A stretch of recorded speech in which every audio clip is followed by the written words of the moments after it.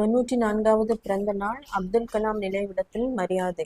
So இந்த topic பார்த்தீங்கன்னா paper 2ல் எமினன்ட் குரூப் 1 மெயின்ஸில் எமினன்ட் பர்சனாலிட்டிஸு கீழே கவர் ஆகும். ஸோ அப்துல் கலாமினுடைய நம்மளுடைய முன்னாள் குடியரசுத் தலைவர் அப்துல் கலாமின் 94வது பிறந்த நாளை முன்னிட்டு ராமேஸ்வரத்தில் வந்து அதை செலிப்ரேட் பண்ணியிருக்காங்க. ஸோ இவருக்கு பார்த்தீங்கன்னா இவர் இந்தியாவின் ஏவுகணை மனிதர் அப்படின்னு பாராட்டப்படுகிறார். அதே மாதிரி இந்தியாவின் 11 குடியரசுத் தலைவராக 2002 2007 வரைக்கும் பதவி வகித்தார். அதே மாதிரி இவருடைய புக்ஸ் பார்த்தீங்கன்னா Wings of Fire, Ignited minds.